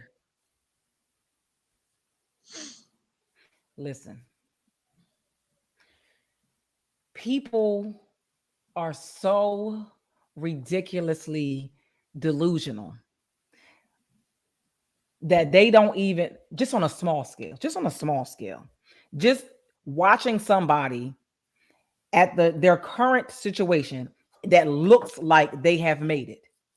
They don't even consider what they had to go through to get there. They don't consider. You got it. I can falter in whatever I need to do because you got it. Like this is why, like the rich people. Like, so even this, right? Check this out. So we've talked about in the past, right? The Rockefellers, right? And so I just read this, so I'll speak on this real quick. But we are now in the 7th or 8th generation of the Rockefellers since they had bread. Do you know how? And it's quiet now, right? So this ain't when they was loud, early 1900s, everything else. And this is the power of money. They're quiet now. We don't even talk about the Rockefellers anymore. They're still worth $15 billion. Like, so what they was able to acquire generations ago, they're still worth billions. And they have been quiet as far as in the limelight and the business moves and everything, probably for what, the last 40 years. Still worth billions. But we can't I just need people to think about this. So when you start thinking about those, the Vanderbilts, the Rockefellers, all those that we looked at back in the day that we read about, they families still eating just off of the name alone. How do you But compete black with people that? think they family supposed to struggle because they struggled. We don't want to spoil our kids because they ain't gonna know what to do with that. They don't think they supposed to get 20, 30, 40, $50 goddamn insurance. That's how you start generational wealth. It's life insurance. Pass the money down. That's the quickest and easiest way to get it. Black people don't think they're supposed to be in relationships because they ain't in love. They don't feel nothing. No, that's a business transaction. Quickest way to build wealth is to grow a family and have two incomes at the same time. You can build it quicker. But no, they rather have all these goddamn babies out of wedlock and not have husbands and wives in the same house and building that money together because it don't feel good. That's the problem. White people get it. They know they're not going to be here forever. We're going to continue to struggle as long as we keep having the same mindset and thinking that everything's supposed to feel good all the time. It don't work that way. We're going to be broke as hell for a long time. I feel like we're just getting now, I think, when especially starting with X and millennials of I'm leaving something for our kids. I feel like in the Black community that just, as a collective wasn't something that people really thought about. It's like you said, previous generation, like my parents, I got whoopings because they got whoopings. They ain't leaving me nothing because they didn't get left nothing. Right. It's just like I had to get out here and get it. You gonna have to get out here and get it, by any means necessary. The ignorance that we grew up in, it's pretty sad now that when I really sit back and think about it. I literally went from you're too young to do anything to you're an adult, like overnight, right? You're an adult, figure it out, do what you need to do. But I was never equipped with the tools or anything to do what I needed to do, right? It was like I had to figure it out, which also is another thing that sets our family back, because now a lot of us haven't figured out life and we're having babies. So a lot of us are growing up with our babies, and then we finally eventually figure out life, and then which a lot of times happens if you end up having more kids, the oldest looks like, dang, I wish I would have had it like that. I wish you would have treated me like this. You were kicking my tail. You know what I'm saying? But it's because now you're more mature, you're older, and it's like, yeah, but it's crazy. Yeah. It's crazy. Like I said, that was when I turned 18. Well, actually I heard it. Like when you turn 18, you got to get out of my house. You got to figure it out. And that was just ingrained. I moved out the day after I graduated high school. The day after. Like, oh, where you going? You've been telling me I had to get out. I'm out. You know what I'm saying? Like, I'm out. Like, I'm gonna wait for you to tell me to get out. Like, I'm out. Like, you've been telling me this, so I'm out. So, but the beautiful thing is, it was like sink or swim, and lucky for me, I was able to swim. Some people just aren't as fortunate, to be able to do that. But we have to do better, man. Like, and if especially since we're talking about the generational wealth, like, once you start figuring some things out, you have to make sure to put parameters in place to continue that. So that's the things that I'm doing, where it's like, okay, I wanted to get to where we're 2 to 3 generations ahead. So it's like, okay, I'm the first generation, to really see something that could change the family dynamics. So I'm the first. But like you said, with life insurance policies and things of that nature, like everybody in my house has life insurance, even my kids. Have life insurance policies on my kids. Well, guess what? My kids are going to have to do the same thing for their kids if they want my money. So everything that I'm doing, they're going to have to continue to do as well. If you want my money, that's what's contingent in it. So even if I die prematurely before you're old enough, still that's in there. So if you want the money, and it's set up like, so if we die, like, it's like, this is what you get. And you're going to have to reach certain milestones to get lump sums of money. You know what I'm saying? You're going to have to learn financial literacy to get lump sum of money. And so just understanding those basic things and continuing that throughout the generations, you're going to be better off, you know? And what you hope is that someone comes along and hits a home run.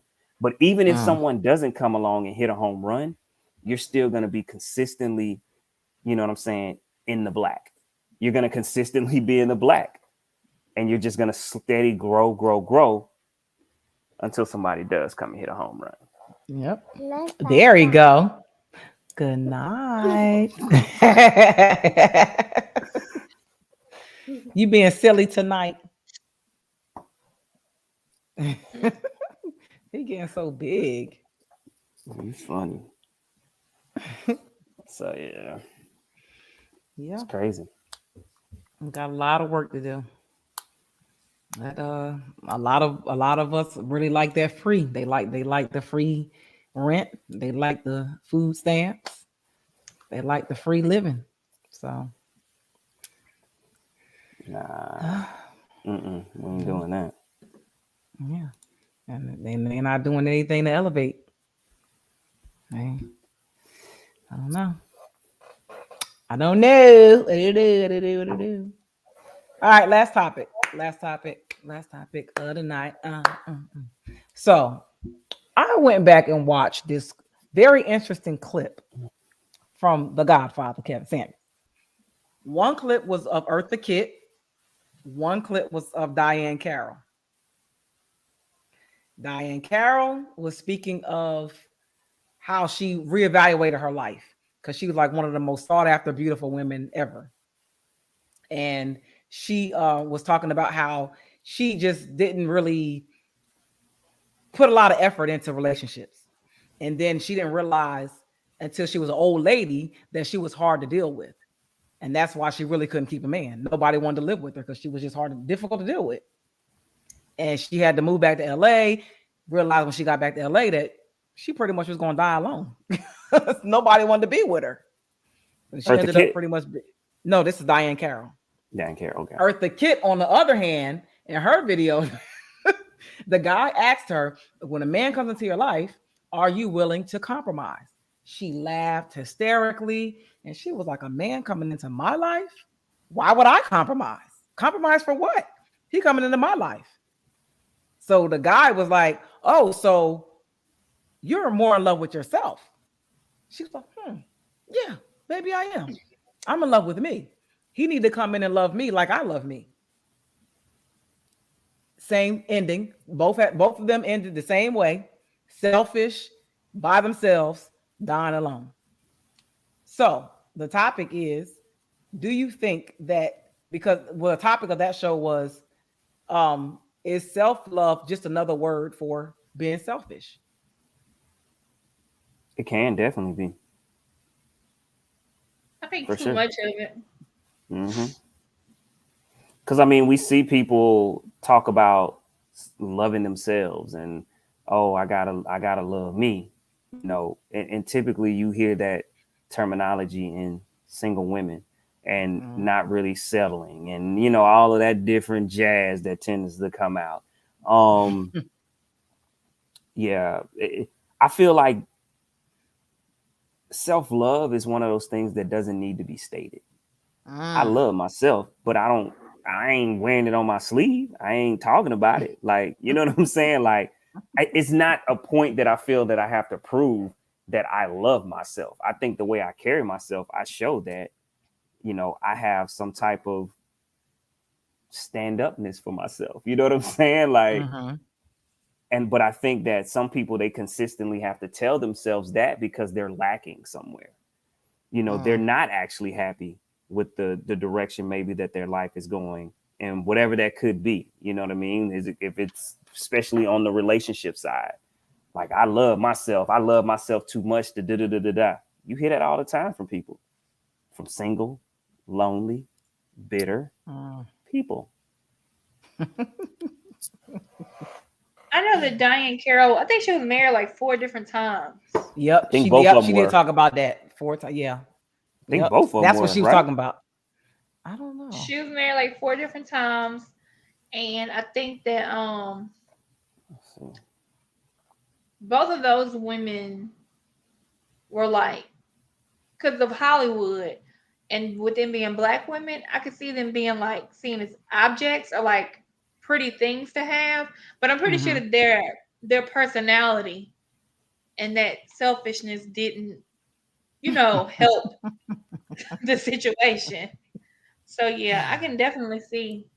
Um, and it's interesting to me because where I work, I see a lot of people that are older and they're living, they have to find somebody to take care of them because they didn't have anybody. And I'm wondering, like, at what point do you say, shit about to get real? Let me go ahead and find somebody to settle down with.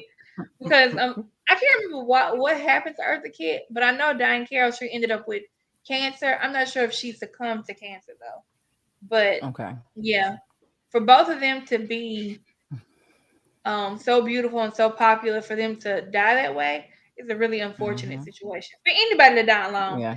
But yeah, I think I don't, especially Eartha Kitt, because I don't really know. I don't remember seeing many. I haven't watched many interviews with Diane Carol and how she was. But Eartha Kitt, like somebody said in the comments, she was a true savage. And baby, she ain't playing no game. Ma'am. None. So, Zero. Yeah. Yeah. It's just and when I was listening to the interviews, I'm watching, just hearing them talk, I go back and I listen and I think about like these young girls talking about, oh, he got to be this height. Oh, he got to make this much money. Oh, he like the superficial things that you think about that don't really matter. Yeah. Because at the end of the day, when you get to that realization that damn, like Diane Carol, like damn, I was kind of hard to deal with. Right. Like nobody wanted to live with me. Like I struck out with 4 different people. Right. I tried with 4 times.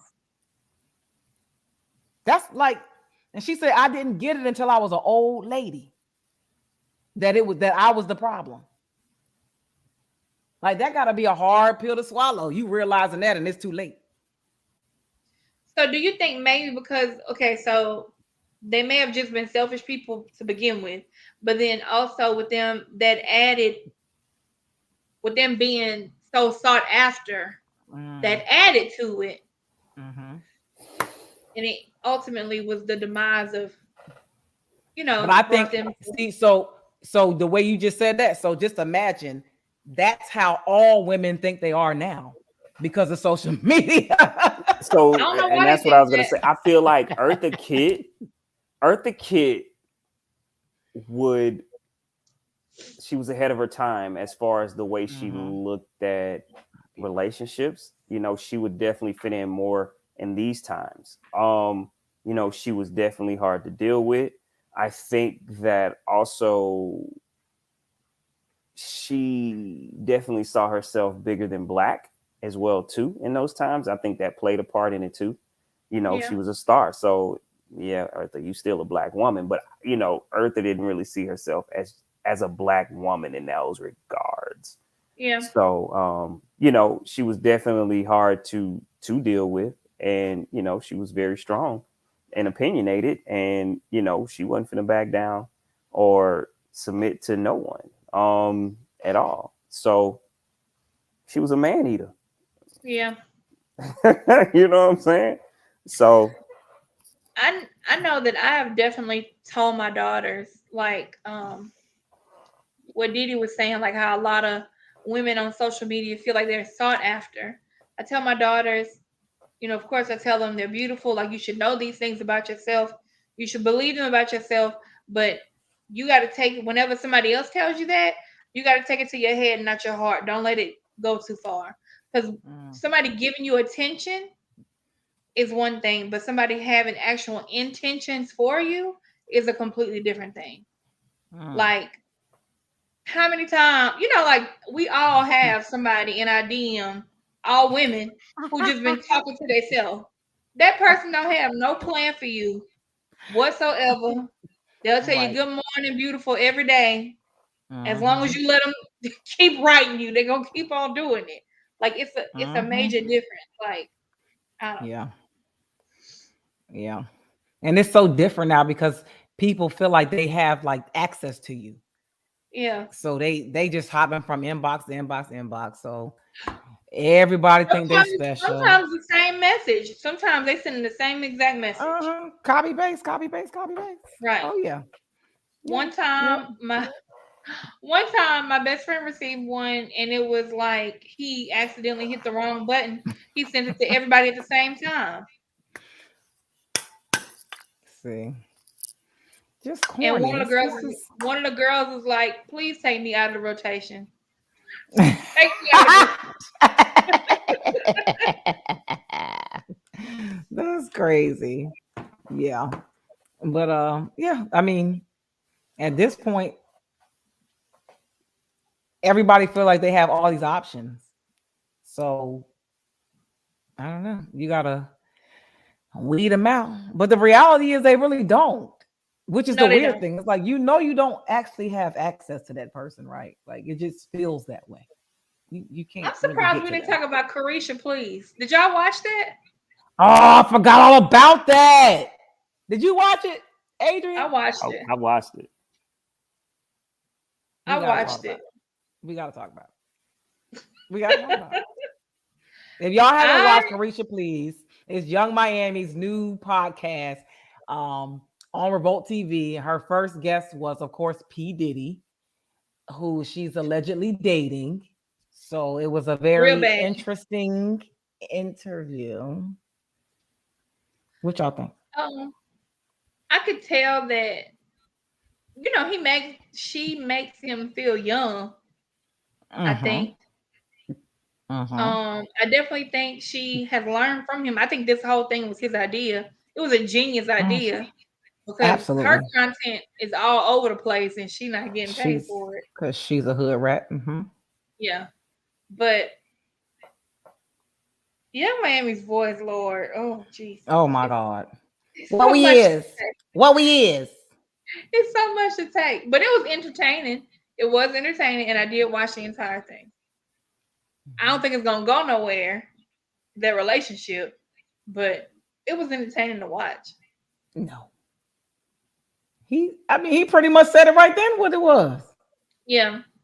And I think she said she wasn't, I think one thing I did when I was watching it, she said she wasn't interested in being married and something else. And I was like, that's going to change by 5 years down the line. Full of shit. Let me explain something. She going to change her mind. That little girl, if he said he wanted to be married, she would say she wanted to be married. Yeah. She's saving face by saying she don't want to be married. Right. These chicks is so dumb. Oh my God. I can't. I just can't. Carisha, please. Don't she? Are her two children by the same guy? I thought she only had one. I don't know. She got two. But the youngest child, is that the man who died or was murdered or something? The last one is by a dude named Southside. Oh, I don't know, girl. Let me look. The ghetto. But he told her exactly what it was, but she tried to force the issue at the end, like we go together. That's a 50-something-year-old man. He don't go with nobody. He said he was single and y'all dating. Then the other girl posted the picture with his hand up her shirt. Right. He can't take you to no board meetings with him, talking about what we is. He could take the little Asian girl with him. So he got to keep both of y'all. Child, bye. Didn't need to sit his old ass down somewhere. She gonna use that man for everything she can, get everything she can get out of him, and then go on to the next. She's supposed to. Great job. Because what's funny is that for some reason, men think that when they get older and they get these younger women that they winning. You're being used, sir. Oh, she's a hoe. She don't care that she's giving you sex. She's cool with that. I see it every day. I see it every single day. I work at the VA. I see it every single day. I don't want no worms. No, thank They you. be Especially getting the men especially, VHX. listen, they love to come into their appointments on the 1st, 3rd, and the 15th. Go on, They get it, baby. caking Run it all up. over. They Run it caking up. all over. They caking all over the place. Make them feel young, baby. Child, bye. Huh? Hey, if they Adrian, you like say it, I you didn't love it. watch it? No, I watched it. It was funny to me. Yeah. I was dying laughing. She said, "We go together. We Real go bad. together. Real bad." Like, yeah. So I can That's say I'm so single. fabulous. Okay. You like, oh, I want twins. Because I know they run in your family. Okay. I thought you He didn't was want no sitting more there. kids when we talked. Baby, that's He was Yeah. sitting that's over how there like, she's trying to secure the bag. I mean, because you heard how she introduced him. Billionaire dick. Like, I was like, what? but why he sit up there and lie talking about when he said that he said he don't want to get married, but when KP died, he was like, you should have married her. Right. Even when he Baby, said about shut up. Cassie, even when he talked about Cassie, I was like, that's the most we ever heard him. J-Lo, Yeah. like J-Lo had him wide open. Like, yeah, she did. Out of anybody he was definitely with, like, he was extremely public with J-Lo. He was Yeah. never really that public with anybody else like he was with J-Lo. And J-Lo had to separate herself from him. It was bad for business. Hurt his little feelings. Yeah, he's a child by. Go sit your old ass down. You didn't mess with Lori Harvey. You leave these babies alone. These is babies. It's disgusting. He gotta feel young. He wanna feel young. I wish my He daughter looked would like have he was about to fall 57-year-old asleep in man the home. interview. He looked like he was about to fall asleep in the interview. I know he's tired. I know he gotta be tired. Right. Messing with a city girl? His ass need naps. Night, pop. Lying ass. Well, it must not be good then. Are y'all excited about the new Mike Tyson special coming to Hulu? I don't know. Have y'all heard about it? I didn't know nothing about it. Yeah, I heard about it. I heard he didn't like play a part in it. So I didn't know that. Yeah, so I don't, so you kind of be wondering like how this gonna go since he didn't. I just heard about Trevante Rhodes and they had me so when they said he was a part of it, I was like, oh, I'm watching this. Yes, God. Every episode. Ooh, child. Yes, Father. Trevante Rhodes. Ooh, Lord. Girl. Okay, look, I can't be cheating on David Banner. Hold on. Yeah, don't. What y'all got going on for the week? What you got coming up? Adrian, where the book at? Hey man, I told you what happened. You had that little quote unquote cute baby you just saw going off my whole life. But we still got it right here. But yeah, it's coming. But what I got going on this week? So, I mean, we're going on family vacation next week, so I might not be here. I might not be on with you guys. What's next week? We actually going to Florida. Push it back. We're going to Florida. Orlando. Okay. Yeah. So yeah, we're doing a little fam bam trip. You know what I'm saying? Florida. Go see the SeaWorld, all that type of stuff. So let me tell you, the heat ain't playing down here. I mean, I already know that. Like, I know the heat don't play down there. It's worse. It's worse than it's ever been. Stop. Global warming. It ain't worse. You know what? Up here, it's actually feeling better than it typically would feel around this time, which has kind of been throwing me off. It's kind of weird. It's only been in the 80s. So I'm like, I'm loving this. The heat index has been like 108. What the? Mm. Don't nobody got time for that. Oh, so it's back. As soon as you walk out the house, you immediately start sweating. You feel like you're being strangled by the humidity. Mm. All right. Well, let me Nobody make got sure time for I'm that. dressed and ready for it. But yeah, so that's what I got going on, man. That's what your boy doing. You feel me? So yeah. You feel me? Oh, Mississippi, babe. I was asked to host there's a lot of Juneteenth celebrations going on down here. And dog. I was asked to be a part to host one. My daughter got a dog and he's bothering me. So what you doing at the you hosting? Hosting a brunch. Okay. Drena Well, not hosting, like being the MC. Okay. That's all I got. That's all I'm doing this weekend and enjoying my federal holiday off. That's it. Daniel, what are you talking about? Daniel said he know what ice cream you should have at the brunch. Okay. Oh Lord, not the Juneteenth ice cream. Lord have They mercy. probably make it. Walmart probably will donate it to it. All the ones they probably created. Listen, what I got. So y'all know I got the Core Queen Biggest Loser Challenge. The registration is open now on Eventbrite, so register so y'all can win some money. Whoever has the biggest transformation wins first, second, and third place prizes. First place is $500. So go and register. I'll put it in the comments. You can share it if you like. Also, what else I got? I got so much going on. Thursday, I think we're supposed to be going to the Rich Homie Quan concert for them to support my artist at the House of Blues in Myrtle Beach. Money Train is my artist, if you don't know. Oh man, that's funny.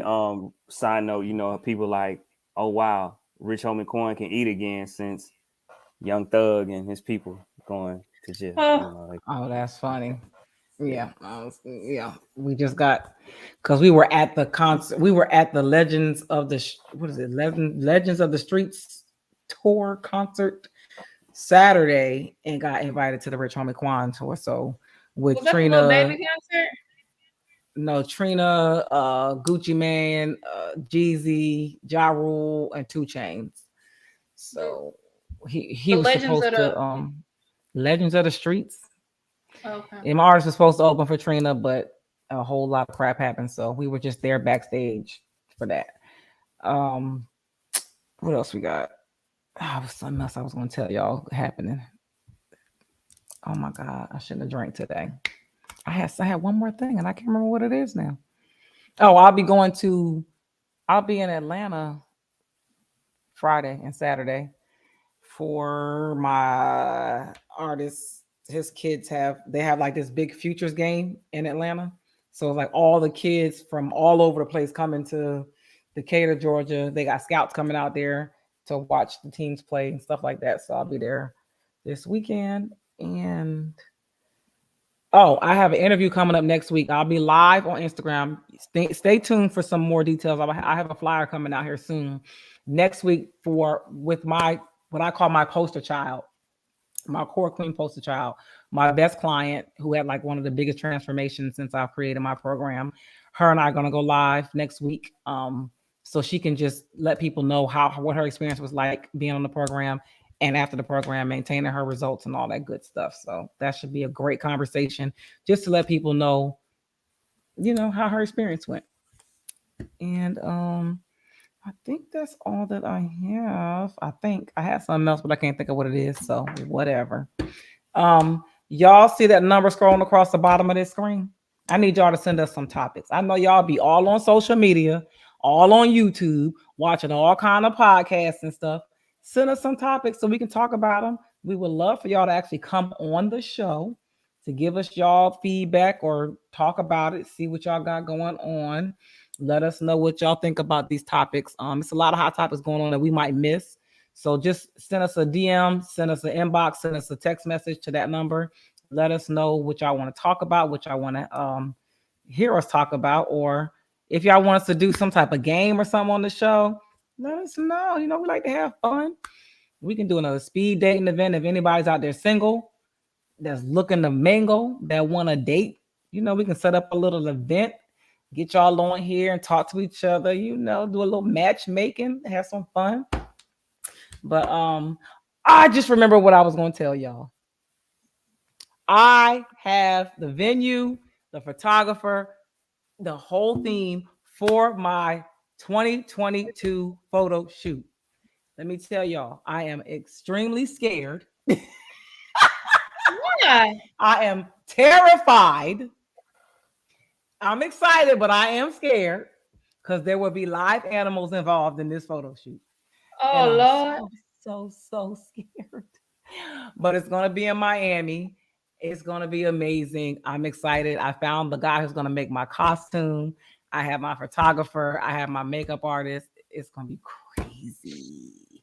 Can you tell us what kind of animals? No. Reptiles? It'll be a surprise. No, hell no. I ain't doing no goddamn reptiles now. I'll be dead in the damn thing. Passed You're not out. going to recreate the Britney Spears toxic video with the... Absolutely not. No, man. No, these some real animals. Okay. So yeah, Okay, I got Joy the animals Exotic. reserved. Got the Okay, animals Didi reserved. Exotic. The location is crazy. It's gonna be this one might be the photo shoots of all photo shoots. So I'm excited to see I have it. I have the videographer do all the behind the scenes stuff. It's gonna be crazy. So, but it's in Miami again this year, so it's gonna be crazy, and I'm excited. So, yep. But y'all tune in, y'all share this live, get people to subscribe to the YouTube channel. I'm gonna figure out how to promote the channel some kind of way. I'm gonna get it together. Let people know about the Battle Buddies, and y'all tune in. No, ain't no damn koala bear, Daniel. We will holler at y'all maybe in 2 weeks, because if Adrian's not coming next week, we'll just skip to the next week. Give us a little break. That's Father's Day weekend. Y'all have a great Father's Day. Great Juneteenth. Happy Father's Day. Yes, happy Father's Day to all the dads out there. We know y'all don't get enough recognition. We appreciate y'all. Y'all are super, super, super important. Y'all go out, do y'all thing, have fun, enjoy your day, enjoy your week, and we'll talk to y'all next week. I hope